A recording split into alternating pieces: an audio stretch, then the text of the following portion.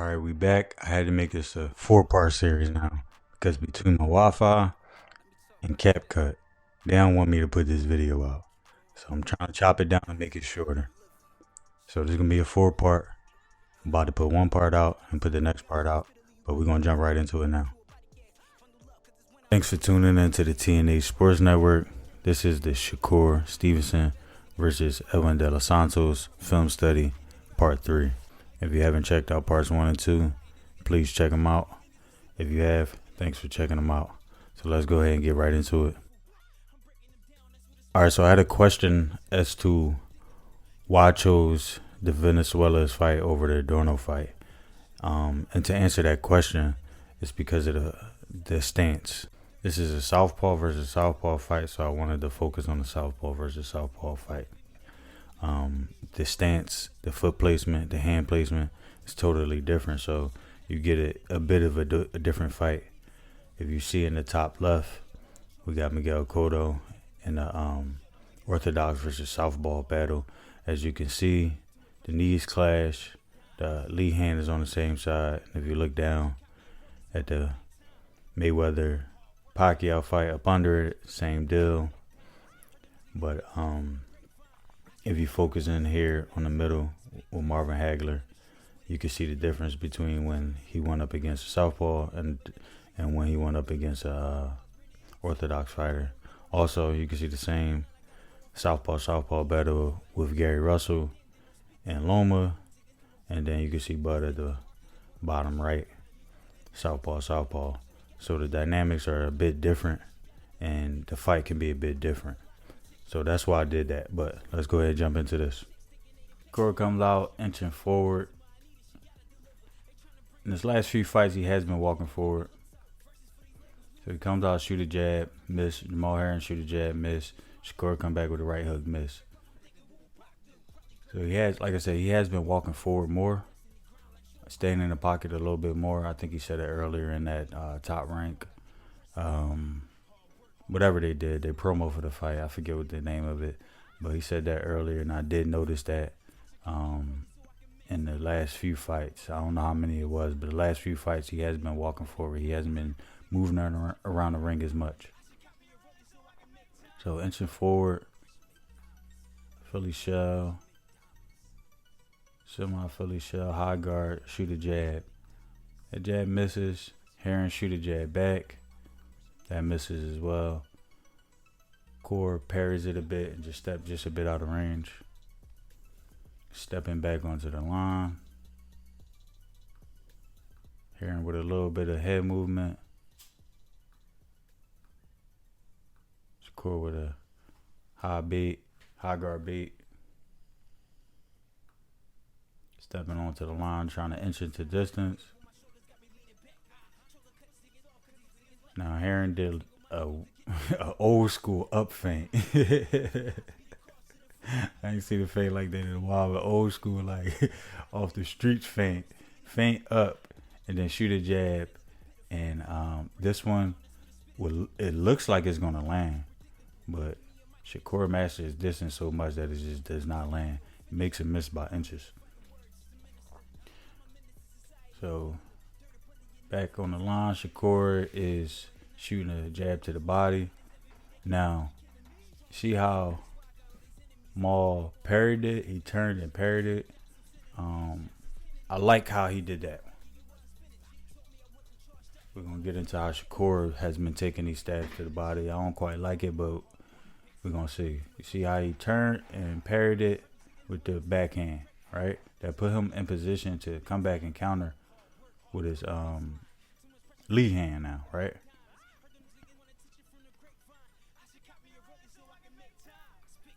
So feint, Shakur, small reaction. He don't really react to feints that much. You're going to really have to make Shakur believe you. And he already got a good gauge of distance of how close you need to be to hit him. So if he don't think you in range at all, he really not going to react to your feint much at all. Feint by Shakur, and you get a big reaction by Herring.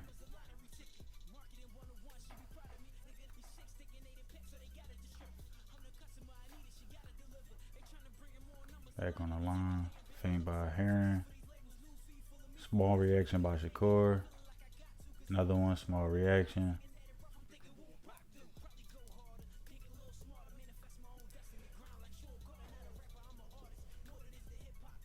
Aaron shoot the stab to the body now. This is what I want to talk about for a second. Shakur, since he's been walking forward more lately, he's been eating these stabs to the body like this.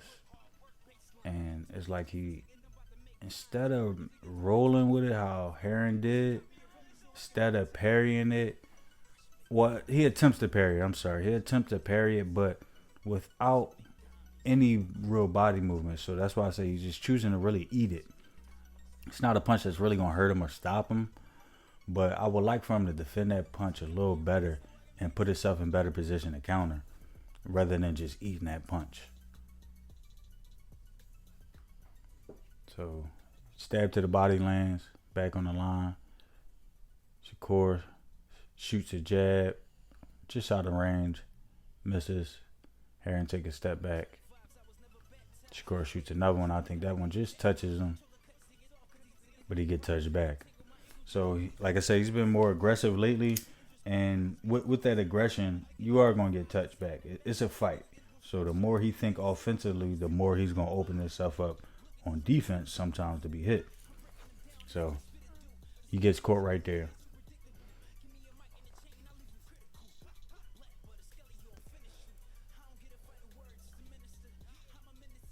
Heron stepping around.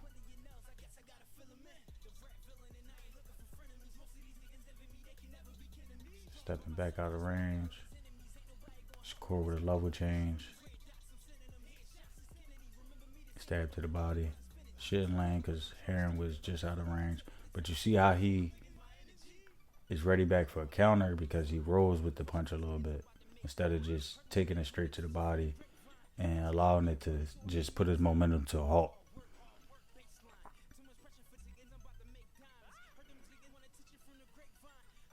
Heron with a feint. Shakur react to it a little bit. High guard.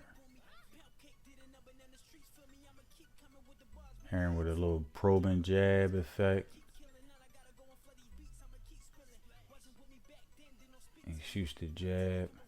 Shakur doesn't believe in it. He just leans back a little bit. Shoots a jab back, out of range. Heron shoots another jab back, out of range.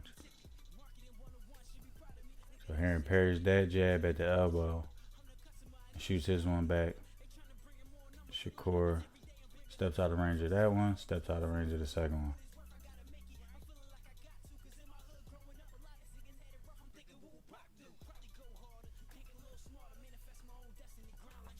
Shakur shoots another jab. I think it just maybe partially blocked or completely blocked, one or the other.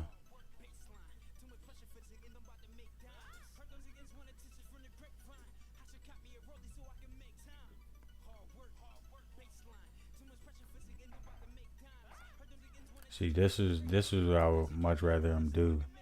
Parry it, but turn with it a little bit. See how he grabbed it? And he turned with it a little bit, and he was ready to counter. When he take those straight on and with his body too square, he's not really in good position to counter. So I don't know if he landed that counter. Let's see if he did real quick.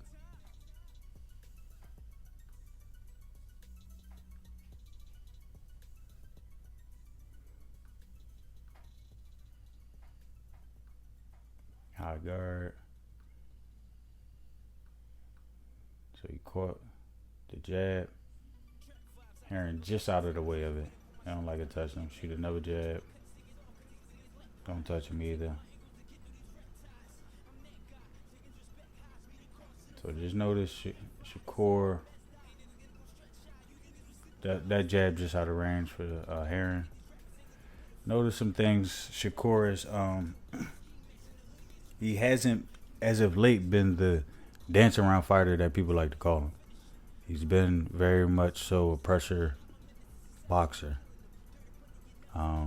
Staying in the pocket, coming forward, looking to hurt guys and make them pay for mistakes. And with the feint.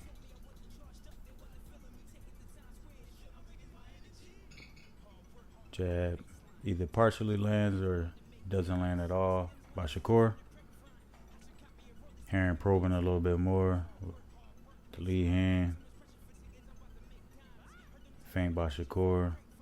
Step feint anyway. Heron with another stab to the body. Shakur kind of, like I said, eats it again. But I don't think it really lands. He shoots another jab. It misses.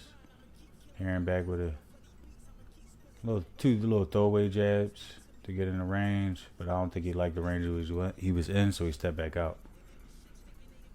Shakur with a hook to the body. Heron with a right lead hook to the face. Look like it's just out of range. Jab by Shakur. That was a good time jab. He caught him right in between. Or right as he wanted to punch.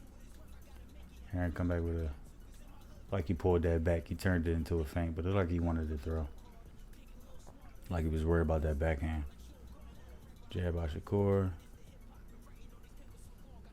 Heron moving his head. Good movement on the head.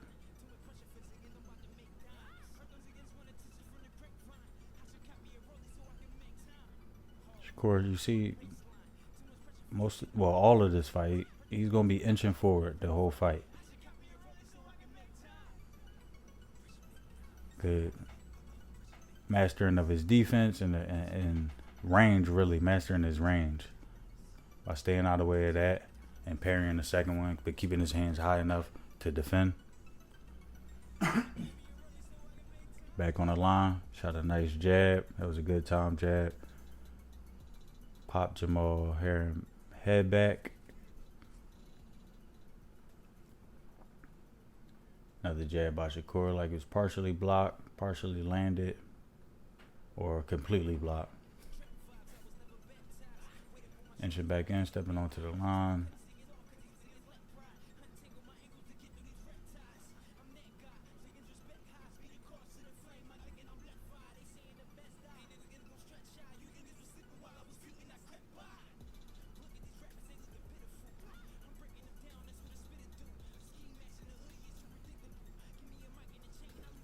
Heron just stepping around, staying out of range. Trying to catch Shakur as he come in. Shakur staying out of range of those two jabs. High big guard. Shakur in the Philly shell.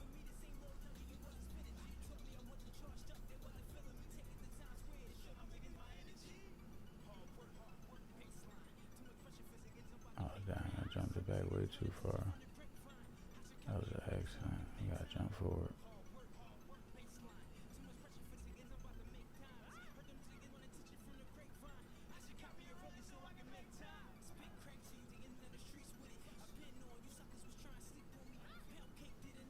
Forward a little bit more, my fault.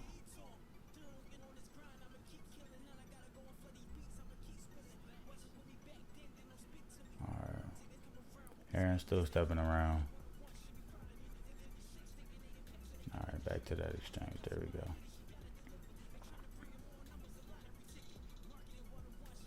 Shot the jab. Now, I wish he would have shot the jab from his shoulder instead of shooting a jab from his belt line. It might have had a better chance at landing. But fighters with a great IQ and great reaction time could get away with using the Philly shell as much as some fighters do.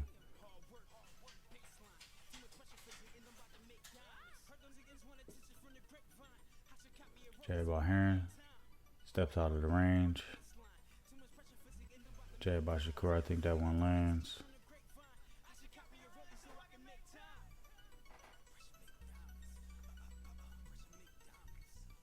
Jab by Shakur is slipped by Heron. Backhand coming. Lands on the neck. Might have been the first backhand he threw at this point. About 40-something seconds into the fight. Jab again. Heron steps out of range. Look like he throws a hook to the body. Misses.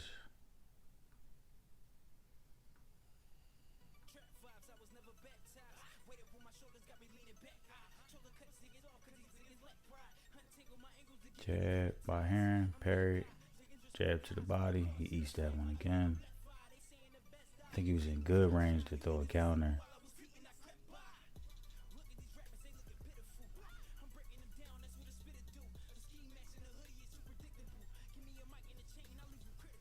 Walking forward. High guard. You want him to shoot that jab.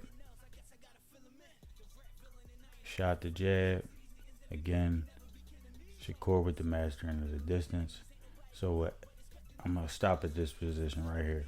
So with Edwin, you can't get caught in this position too many times. And without you being on your P's and Q's, right? Because I told you Edwin throw 2, 3, 4 punch combinations. He follows up when a fighter steps back with his hands down.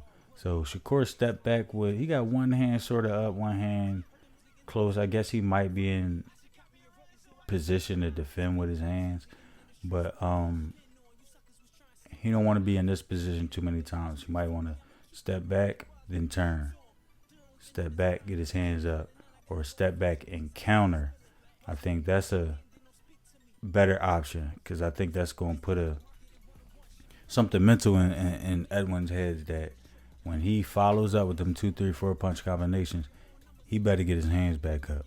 I think that'll slow down that speed and that agility a little bit more when you catch him in between his punches, like how Venezuela's did. No. Edwin got himself in trouble by doing that. He was trying to punch in between Venezuela's punch, but I think if you try to punch in between Edwin punches, that'll slow his combinations down a bit. And a guy like Shakur, who's accurate and sharp as I believe he could do that. And he got pretty good hand speed himself. So that's one of the main things I wanted to show. As far as offensive game, we know Shakur is plenty sharp. All right, we're going to jump ahead to round 3. Shakur still walking forward. You got the jab, hand a lot higher. Not in a Philly shell this time. Sort of high guard with a probing jab. Heron still stepping around. Using a little bit of upper body motion. More so head motion. Feint. A little probing by Heron. Feint. Shakur with a stab to the body. Heron come back with a jab of his own. Shakur steps out of the range. Alright, that's part 3. Part 4 should be on your screen right now. You click on it and that'll be the totality of this film study.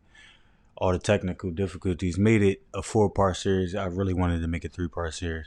But that's it. T from TNA Sports Network. Like, subscribe, share. Let me know what y'all think about the video.